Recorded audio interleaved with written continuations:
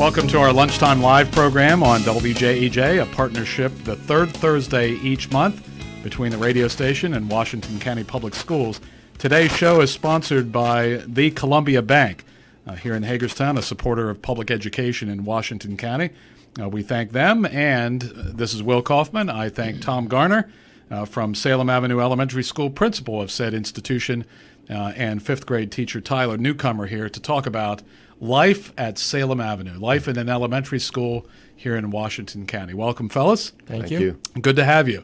I'm going to start with this. This isn't our focus by any stretch. We'll talk about elementary education here in Washington County. Salem Avenue's got a little bit of an extra spin over the last several months because somebody announced, and then it was followed up, that Salem Avenue is the poorest school in Maryland. I don't know where that came from. Some demographic analysis. What does that mean to you, Tom? Honestly, it doesn't mean anything. Okay. To me, kid is a kid is a kid. Right. Doesn't matter where they come from. Our job is to educate them. So really, I've never thought of Salem Avenue, even though I know we have high poverty. I've never really thought about that as it doesn't ever flash across my mind. Well, tell me about the school. Tell me about the community. You guys actually, I think in recent years, if I'm not mistaken, actually go out into the community. I've been prior to every school year, which is a good tact, I think. So talk about your involvement in the community even before the school year begins. All right. So Salem Avenue for about the last 5 years, 6 years. 5 years we've been doing what we call a blitz, which is right before school begins, we actually go out into all the homes and visit as many of the parents as possible. Obviously, not everyone's home, but teachers, every year we get them a new T-shirt. There is a saying that we live by throughout the year, and then we go out and charge throughout the neighborhood. It has been interesting since day one, whereas parents were kind of trying to figure out what we're doing and why we're doing it, to the point now that we have parents sometimes inviting us in, kids dress up, some of the kids will chase us around the neighborhood, they're looking for their teacher. It's becoming really a feel-good moment. And Mr. Newcomer actually was one of the teachers that began this with us, and probably from a teacher perspective, he could probably give you a little insight. How'd that first discussion go when you were talking this over? I mean, we were supportive from the beginning. We love getting out, seeing the kids. This is our first opportunity to get out and meet our children, and it's nice to be on their turf rather than coming into school. It gives us an opportunity to be seen in the community and let the community know that we're willing to be out there, and we want to be a part of their community. And it's not about them coming to our school, it's us being in the community and being a part of the community. When you go out, when you went out the first time, were you learning things that you didn't know? I'm sure you get a pretty good feel school-wide, Tyler, in your classes, about what's going on in these kids' lives. Pretty good feel for what's going on in the families and in the households. But it has to be a different perspective when you're out among them. I think we got redistricted how long ago? Like 2 years ago. 2 years ago. Mm-hmm. And so we had done it 4 or 5 years, and then we got redistricted, and we took in Winter Street students and lost the students behind Walmart. And with that, I'd never been in that part of town. I'd never been on Church Street. I'd never been, down behind the Goodwill. And that was, very eye-opening for all of us as teachers that, this is where our students were coming from. And it was, really a great opportunity for us to get to know the kids better, get to know the community better, and a part of Hagerstown I didn't even know was there. And I think from a principal perspective, this is my 15th year at Salem and 19th year on the West End. And I have, administration we go to houses a lot, various reasons. But like Mr. Newcomer is speaking to, really most of our teachers don't normally go out to households. So I think it was important from my perspective that not only we invite these kids every day into our school. This is where we want to teach them, protect them, educate them. However, our kids come from where they come from, and it's important for our teachers to know where they're coming from. I mean, it is a very different world that when you come from less means than others, how that impacts them instructionally. And our kids, as we know through Blooms, that you have to have security in your life. You have to feel like you're wanted and loved. What a better way than going out and actually saying, hey, we care for you, but we care enough to actually come out and see you in your homes.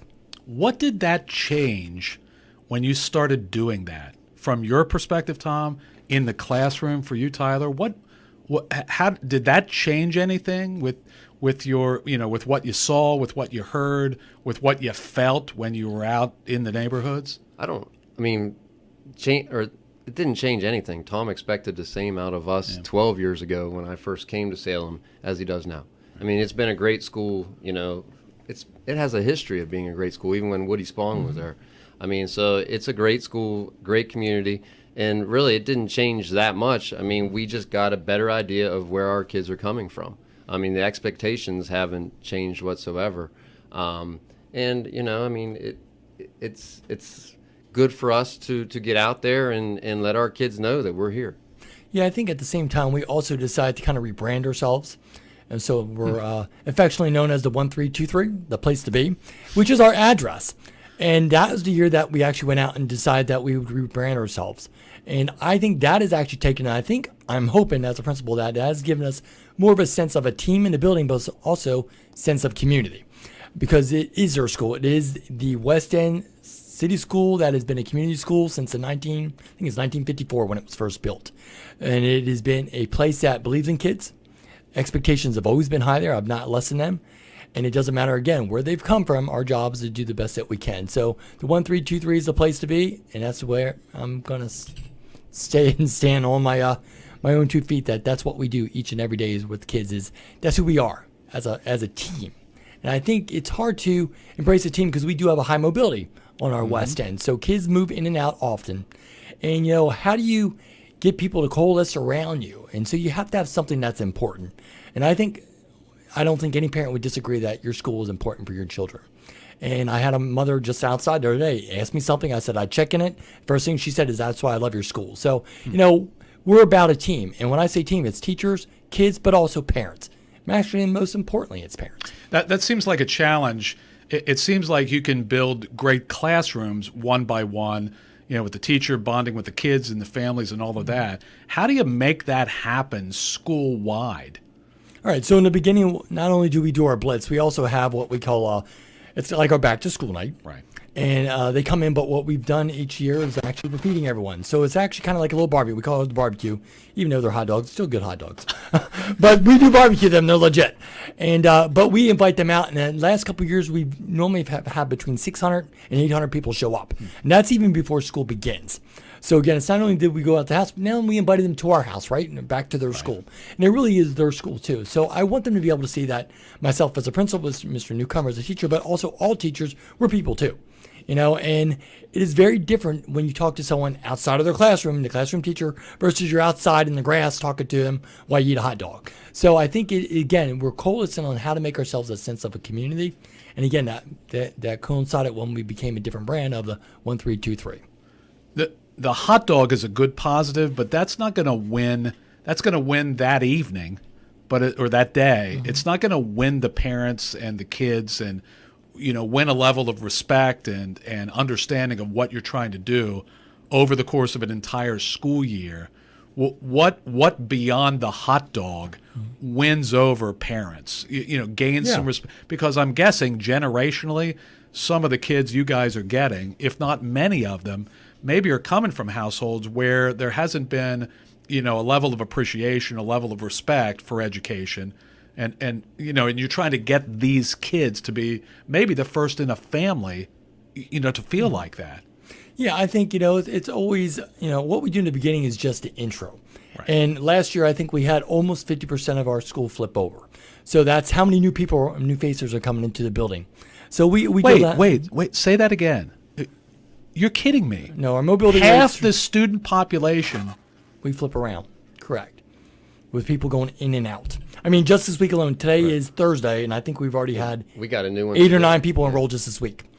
So, and this is not atypical for us. This is not abnormal for our school. Wow. So it is constant. I think one thing, and the teacher's the most important person here. Principal, my job, my assistant principals, our job is to help manage that building, work with the teachers, give them what they need. But ultimately, the teacher has to be the one. And I think the best way that we can respect parents and kids is to have high expectations. Mr. Newcomer here is a great example. It doesn't matter where these kids have come from. We expect them to be their best. Why? Because society, when they become adults, they don't care where you came from. They don't care how much your parents made. They don't care who drove what. They want to know, what can you do for me as a an employer-employee. So our job is really get that next generation ready. So how do we respect the parents? Obviously, we have high expectations. How do we do it? We reach out to parents. Parents call us, we get them in as best as we can in the building. If it's in planning, I give teachers, will give up their planning in a heartbeat to talk to a parent. Before school, after school, I never have a teacher saying they can't meet. Although, in my experience as an educator, there are schools that I've been in then teachers did not want to meet before their planning time or after school because they thought they should go. I have not had any of that at Salem Avenue. If you're just joining us, this is Lunchtime Live on WJEJ, a partnership with Washington County Public Schools. Today's show is sponsored by the Columbia Bank. My guests today, Principal Tom Garner and 5th grade teacher Tyler Newcomer from Salem Avenue Elementary School right here in Hagerstown. Tyler, how do you set, exactly what are they? How do you set your expectations at the beginning of a school year and reinforce them throughout the year?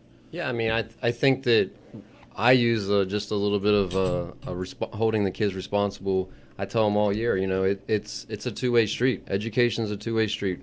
My kids have a responsibility in this as well. It's my responsibility to teach them. It's their responsibility to learn. And we expect them to show up at 8:30 in the morning, be ready to learn until they leave at 3:20. And we don't waste any time in the day. In fact, Tom is great at, the very first day of school, 9 o'clock, the bell rings and we start teaching. There's no fluff. There's nothing, we don't have time to waste any time at all throughout the day. It's instruction all day, every day, and that's the way it is. I mean, we are very lucky. We're all there because of Tom.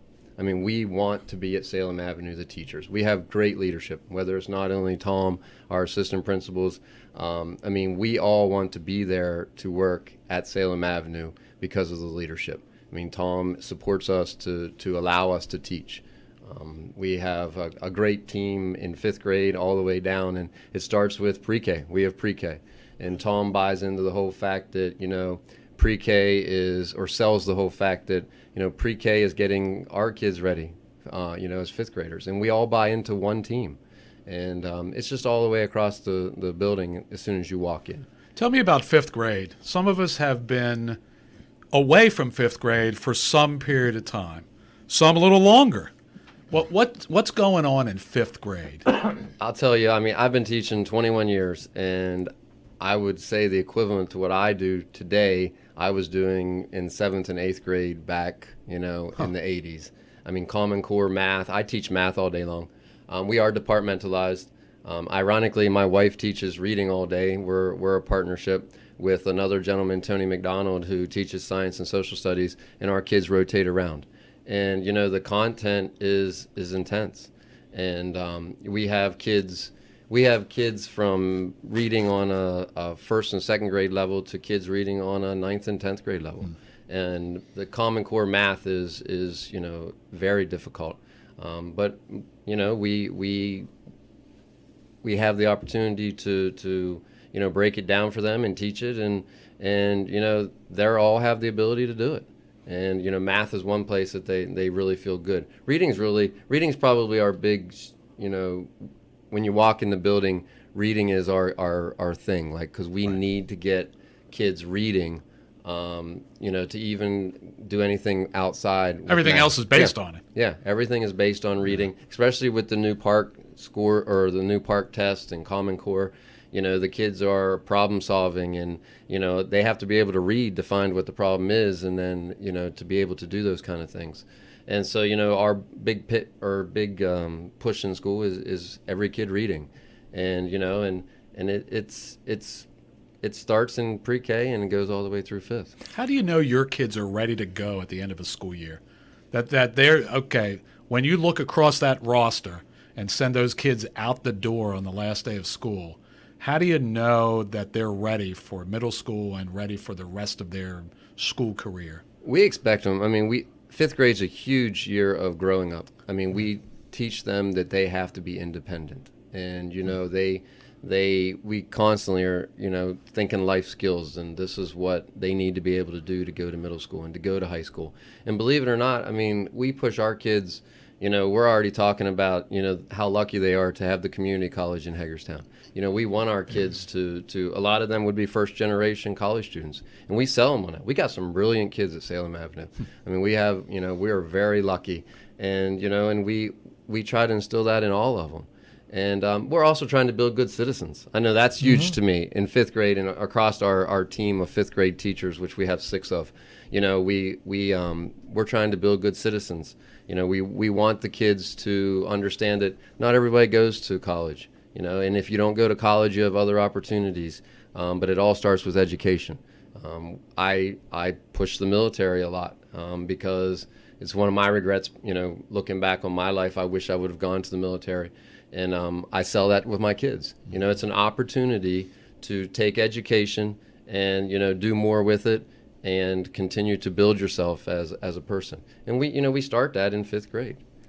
Yeah, and I think what's important is Mr. Newcomer just said it. Our job is to allow opportunity, and kids don't know what they don't know. And unless we enlighten them, open up the world to them, and give them the ability and confidence to go forward, they're not going to be able to reach the dreams that they may not even know they have yet. So our job is really to be able to give access into that future workforce, but also obviously in the middle school. I referred to earlier our mobility rate. Right now, currently, as of about a week and a half ago, 21 of our 133 fifth graders started at Salem Avenue. That's it. 21 of them actually started at Salem Avenue. That's currently in our 5th grade.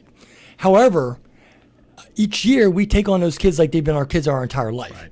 So again, I can't stress enough that the importance of why I love Salem Avenue and why I think we have a fair amount of our staff to stage year after year, even though it's a pretty rigorous school to work in many different ways. I believe they realize that they actually have a pivotal role in these kids' lives. It's not just a job. It's not something you show up to get paid for. It's something because you have a human life in front of you, and your job is to make that human life as best you can before they go on to middle school. So that pre-K to 5 continuum, we all work together. Are we one big, large dysfunctional family sometimes? Sure. There's a lot of moving parts at Salem Avenue, a lot. And when you have 749 kids, as we do right now, as of yesterday, people are people. So we're humanistic, but also we understand. And I say it all the time, the world's not going to wait for us. So we got to make sure we're ready for the world. So we're humanistic. We work with parents. We do math nights. We do mornings with reading mornings. We do everything that we can.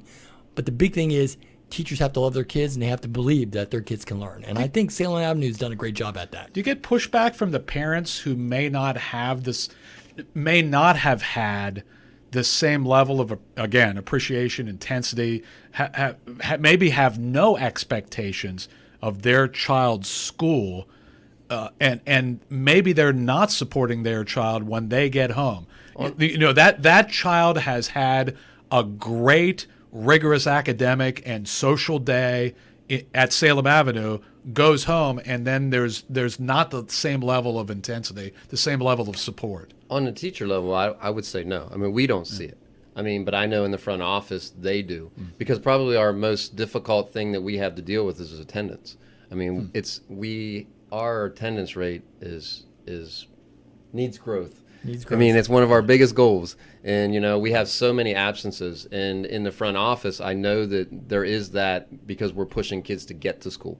But as teachers, no, I don't feel that way at all. I can't remember the last time I've had any kind of parental issues. I mean, it's all parental support. They know we care about their kids. We want the best for their kids.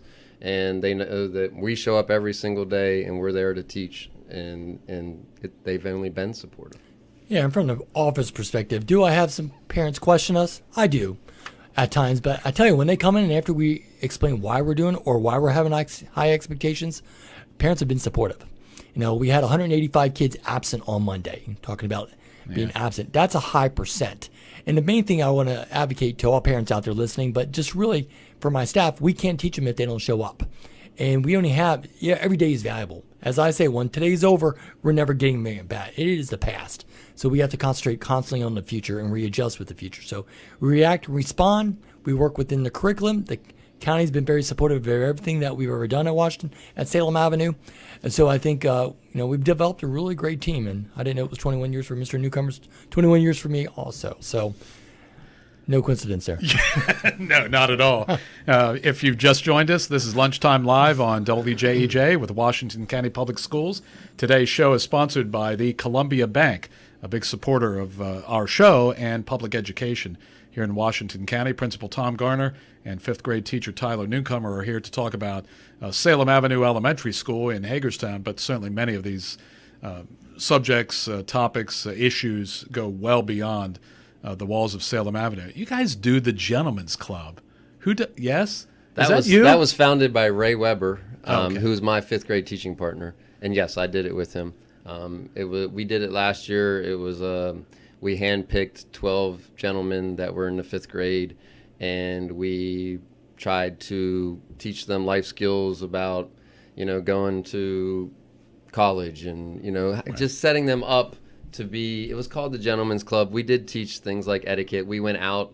We taught them that, they wanted to have a professional image, that every Wednesday they wore a tie. Every Wednesday they sat down with us and had lunch, and we had guest speakers come in. Earl Stoner with the health department, Aaron Brooks, the wrestler, Latrina Bean, who works in our school but was a Olympic trials athlete. They came in and shared their stories of, what they went through to get to college and grow through being, individuals. And the whole idea with the whole thing was to better prepare them for life and being ready for middle school. And it was a huge success. We enjoyed it a lot. We went out to the Maryland Theater with the boys. We took them out to dinner a couple times. They did some community service projects, and it was a big success. You guys now, without really knowing these ages coming in, have been there a long time, and now a long enough time that some of your kids have gone through the rest of the school system, have graduated. What kind of do they check back with you? Do you have an idea of Go ahead, Tom. Yeah, I can tell you right now, I probably have at least a half a dozen families, kids in my building that it's not just the student I taught. Right. It's the students. Right. So it's, Right. I have a couple generations there. Right. And it is neat. Actually, that has actually helped on a couple of our blitzes because, our neighborhoods, some of those neighborhoods are tougher than others. Right. And one time I had to get called because we had a teacher that was kind of uneasy at a house. And as soon as I got there, it was one of my kids that I taught in fifth grade.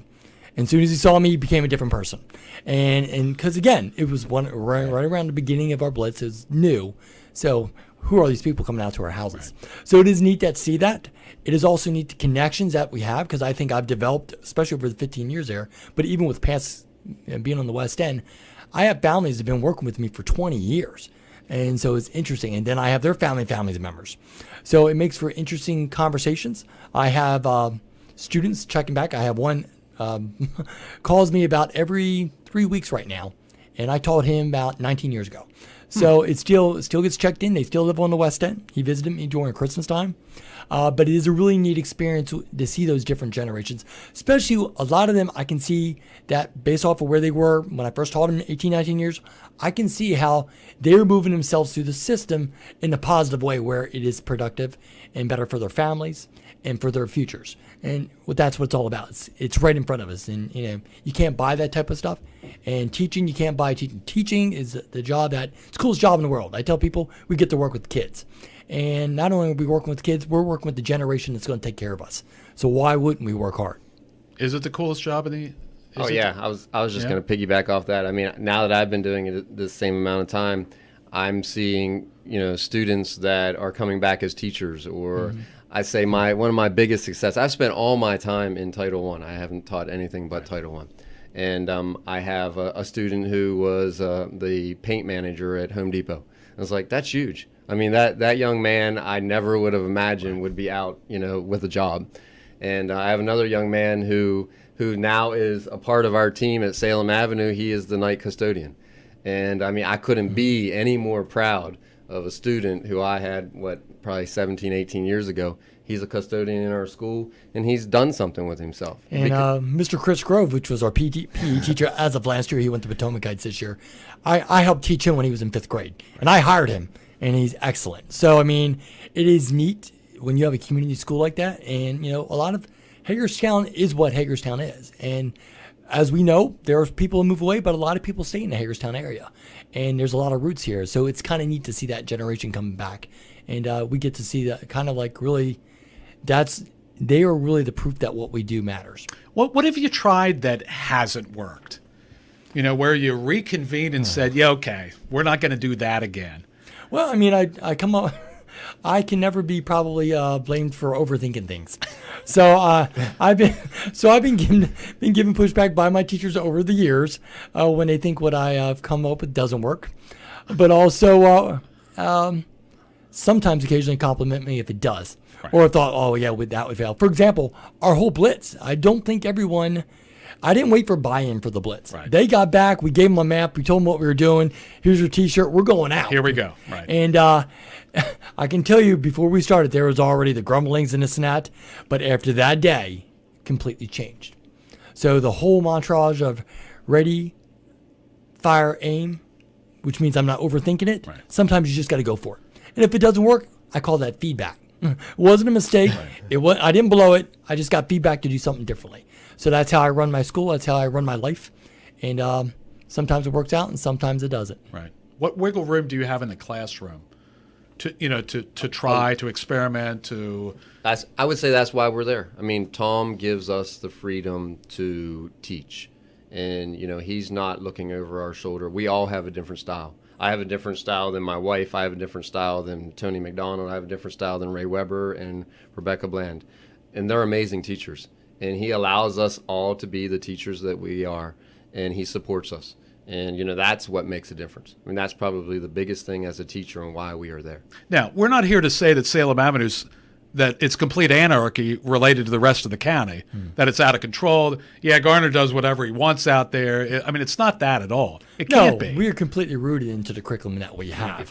But the curriculum also allows teachers to be teachers. Right now, the last 2 years, they've been talking about that the teachers is the ultimate instructional maker in that classroom. They have that responsibility, and kids are different. There's different modalities of learning.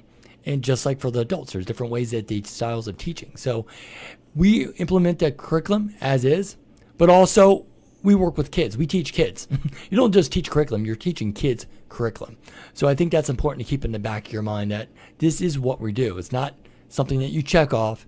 It's a human person that when they walk away, you're hoping they walked away better than they came to you. Right. Two quick things before we go. Can you take on help if folks want to volunteer? What are the opportunities for them to do so? In the building with classes or with the office. Sure. What are those opportunities? Yeah, we have a volunteer. Actually, because we're a Title I building, we have a school family liaison. Okay. Jennifer Johnson. So if they want to reach out to the school, we have volunteer forms, and they can volunteer in different ways. Either some parents like to work sometimes within the classroom, sometimes with younger kids, reading them. Some like to just help us with the administrative of cutting things, getting things collated. So we can use help in any given way. Okay. And the other thing is, when is it that how this school year stacks up with all the others? Are you able to right now describe the 18-19 school year that a year or two down the line, you'll look back at this one and know, yeah, that was the year that something. Do you already know how this year is going? It's been wildly more challenging than others, or it's been great. Do you know right now, or does it have to all play out? Well, it plays out in two different ways. One, from the perspective from the office, probably looks different from the teacher sometimes. I know as a school we have some more challenges maybe compared to last year. But also I get to see school-wide some of the really good positive things going on. Mr. Newcomer could probably speak from a classroom perspective because he's looking at 20-odd kids where I'm looking at 749. Right. So I can definitely see and go back and I'm already redoing, like, how can I do things differently next year? Yeah. Because every day is a day of feedback for me. What am I going to do differently next time? Right. Tyler, good year, bad year so far? Great year. Bad year. I can't. That's not even a word that applies. There's no bad year. Yeah, no, that's right. Every year is a great year, honestly. I mean, it's a continual cycle of September, October, getting them to become ours. They're not ours when they come in. And, it's those first couple months it takes to, teach them the system and how we do things, and the expectations is the biggest thing.